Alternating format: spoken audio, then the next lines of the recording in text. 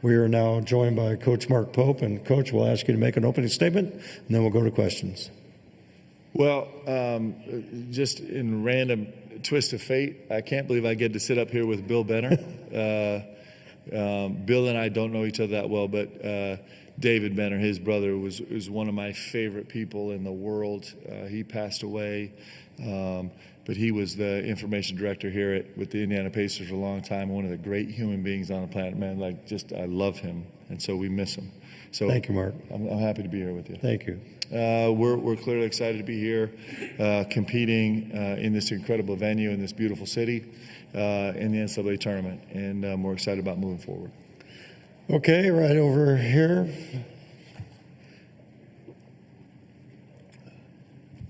Matt Newell with the Indy Star. You obviously referenced your time with the Pacers. What do you remember about Indianapolis, and what did you take from playing for Larry Bird? I love it. Come on. I'm the most blessed human being in the world that I got to be here on those great Indiana Pacers teams in this tremendous city, playing for Larry Bird and Rick Carlisle and the whole crew. And I'll never forget it. It was the Pacers drafted me. It was my first 2 years here until Coach Bird fired me. And it was two of the most fun, incredible years of my entire life. Getting to play with these guys, with Reggie and Jack and Chris and the Davis boys, and I mean, come on, Rick Smits. It just doesn't get any better in epic contests, and in a really tremendous era of basketball. To do that here in Indianapolis is really special to me. This is where I met my wife, and we started our life, and it's a really special city to me. Right here. Serena Raboyne, WHAS 11. I've noticed in the locker room that there's a lot of levity among the players. They're having a lot of fun. And how do you think that translates to their game right now? And as a follow-up, as someone that's been here, won the whole thing, how important is that moving forward? I think joy in the gym is a principle that's really, really important to us. I think we play better when we work hard to find joy in the process, because this can be a grind also. It can be mentally and emotionally taxing and exhausting, and the pressure can be immense. But finding the joy in it, I think, actually helps us perform better. I think it helps us be more focused. I think it helps us be looser. It enables us to be better decision makers. It takes us from our limbic system to our frontal cortex, literally in a real sense, and helps us be decision makers, which is such a crucial part of what we do on the court. And it also is, what's the point? What's the point of all this if you're not building relationships that are going to last forever, and if you're not enjoying every moment? If you can't be here in this city in the Sweet 16 with this group of guys, if you can't enjoy that, then you need to find another thing to do. So I love that the guys are enjoying it. I love that they're taking in every single moment. They came here for a reason. They're very focused on that reason, but their love of each other showing through is actually a strength for us. Right over here. Coach, Akeem Gillespie with the Indy Star. I understand your rivalry or your kind of series with Indiana University is being renewed starting next season. What does that rivalry mean to college basketball, and is that something you guys will look to make permanent moving forward? I am, Deb, am I allowed to talk about this? I assume I am, yeah? Yep. So I have such beautiful memories of Kentucky, Indiana in the RCA Dome, and looking up in the arena and seeing the aisleway where it was split, where it was all blue-white all the way across the arena on one side, and all red and white on the other side of the stadium, and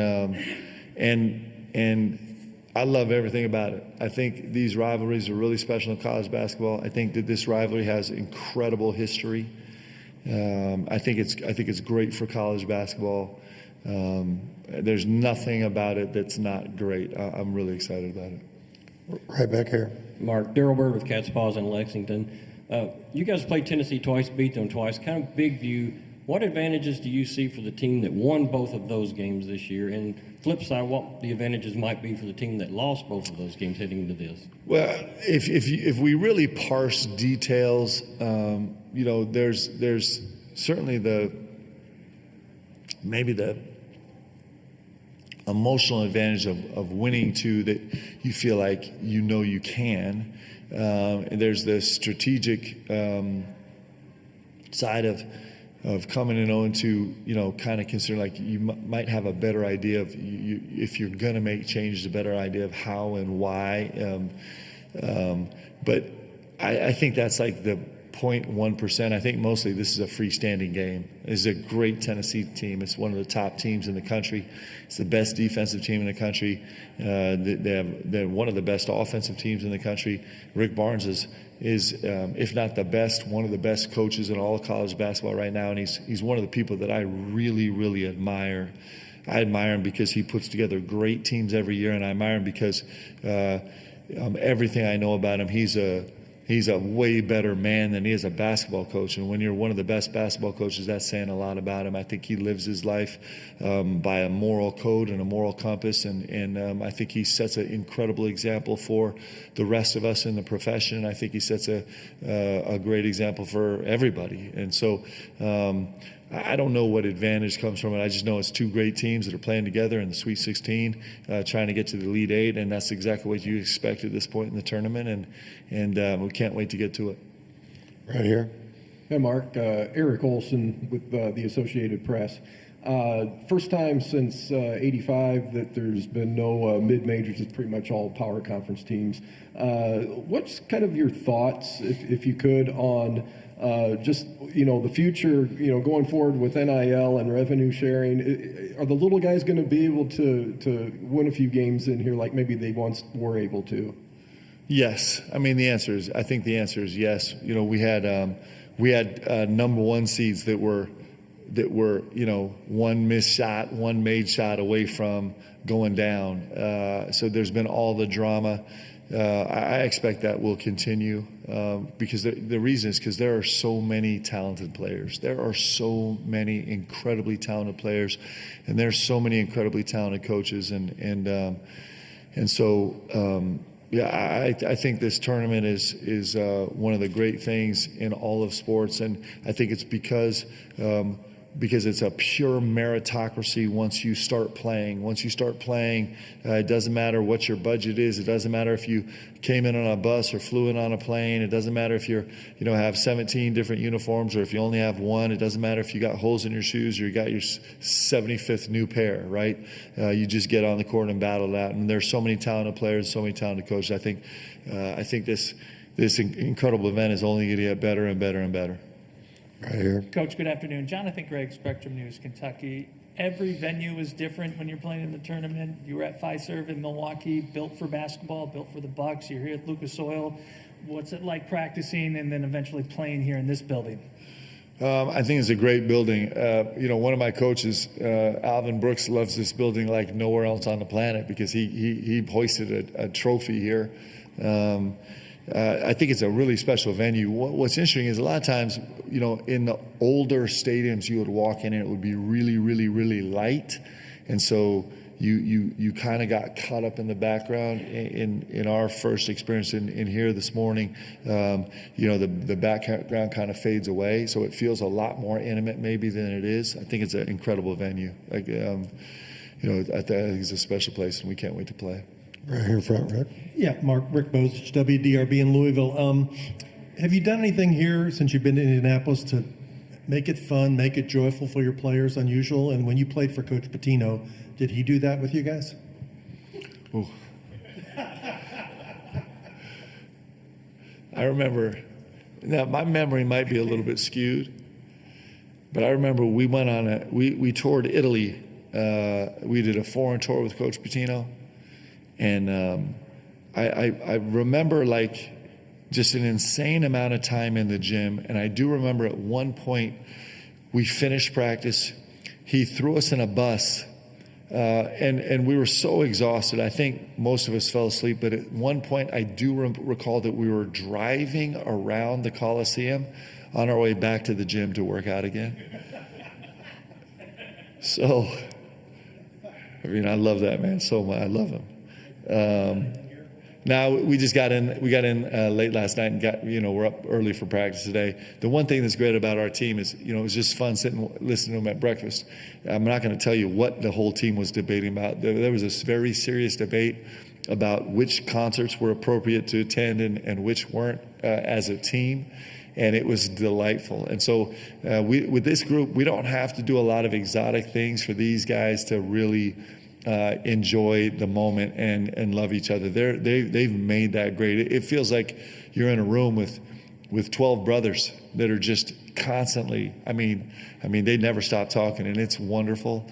We have talked about, we're pursuing maybe some options to get out of the hotel a little bit this afternoon, just because it's a little bit of a longer, we were early in the morning, so it'll be a little longer day, but these guys are pretty fresh all the time. Okay, we're going to just time for a few more right over here. C.L. Brown, Louisville Courier-Journal. Mark, Amari talked about sometimes kind of needing physical play early to kind of get him into a flow. Aside from eating warm milk with your cereal with him, what kind of buttons have you had to push with him to really get him going? Yeah, so one, this whole Weetabix thing has been super fun, man. The videos that we're getting sent to us are really, really special and sweet and delightful, just BBN coming through in major fashion. With Amari, I'll tell you who I think is the most important guy to him is Brandon Garrison. It's pretty fun. So, our rhythm is the rest of the team goes out early and BG and Amari stay back in the locker room for a minute because they're getting on the court a second later when we're doing warm-ups. And those two get each other hyped. They haven't got to the point where they're getting super physical with each other to kind of awaken him, but maybe we'll start on that. But BG is really important to him. Those two have developed an incredible relationship, and then just focusing on the things we do. Those are the things that we'll spend time with Amari on. Is kind of talking about a first hit, a first rebound, talking about being really, really aggressive downhill to 2 feet early on in the game. He's been so incredibly good for us. I mean, he really is a generational guy right now in his own unique niche in the game. He's been really special. We got time for 3 more right here. Dennis Dodd, CBS Sports. Mark, Kentucky's the standard for basketball in this league, but you've been away a few years. I'm sure you followed the league, followed Kentucky. What's happened to the SEC this year to the point they've gotten all these teams in? Well, I couldn't give you a really insightful answer on that because I just haven't been here, like you said. But I do think this is, it's pretty great. I mean, it's the first time the league's ever had 14 teams in. It's the first time a league's ever had 7 teams in the Sweet 16. It just has been a magical, brutal, beautiful year in the SEC. And, we'll still see how that pans out as we move forward. But you want to be in the most competitive league, and there's no doubt. I mean, it's really remarkable what this league has been, and it's been a blessing to all of us, and it's been painful for all of us too. And that's what you want. It's really good. Right here.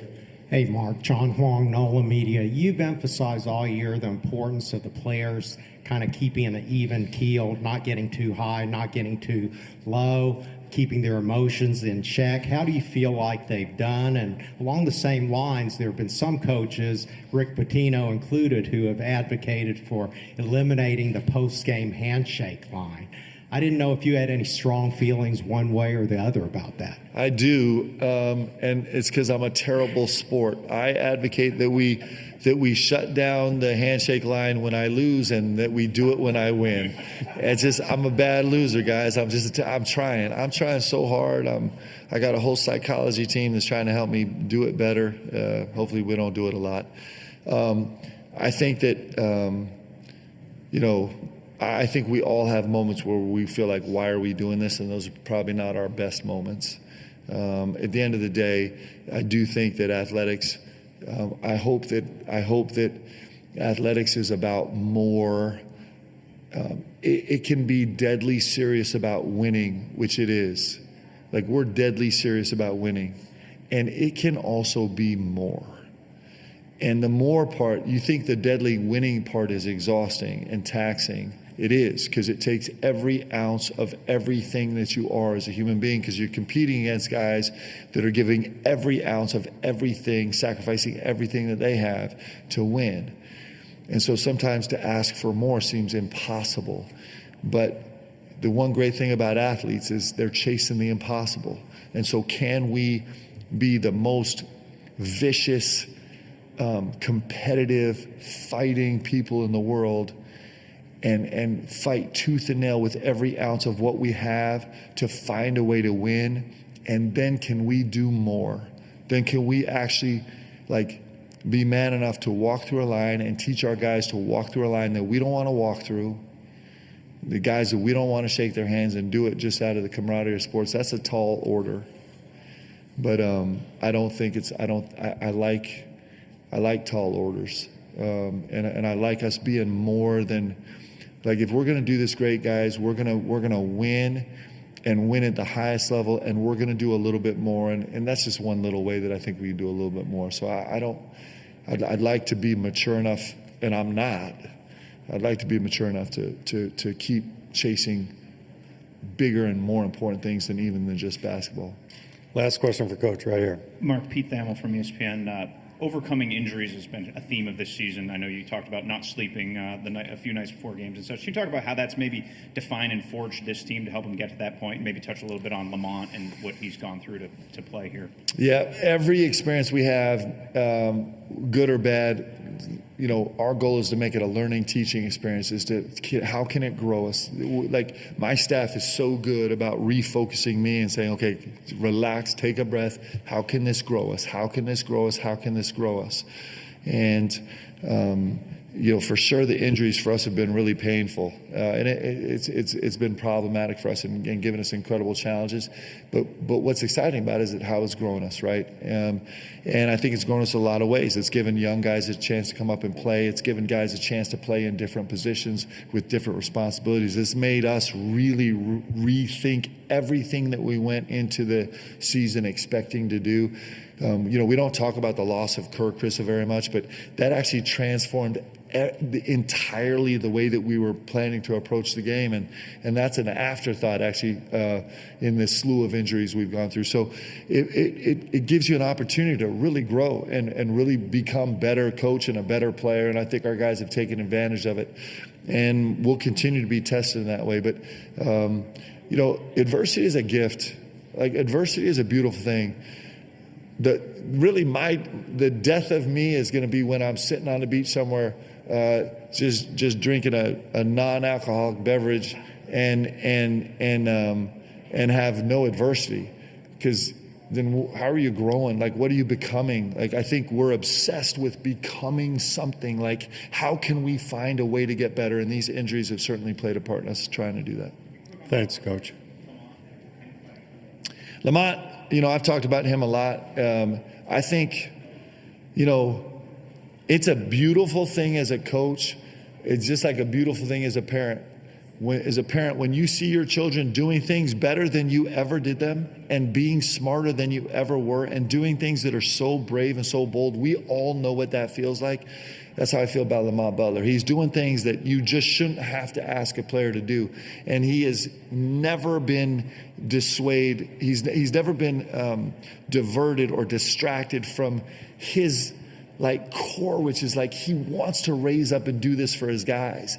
And he's doing it at insane cost right now, and with unbelievable bravery and unbelievable fortitude and gratitude. And it's just that's why I love sports. When I talk about sports, does it give us a chance to do something even more than we have to do the winning? But can you win and actually do something more than winning? And Lamont Butler, if there's a guy that's been symbolic of that for our season on this team, you talk about a guy that's winning and doing more, it's been Lamont Butler. He's really special. Thanks, Coach. Thanks, guys. Great seeing you. Hey, I'm so happy to see you, man. Congratulations on the success, too. Yeah. I'll talk to you. Please do.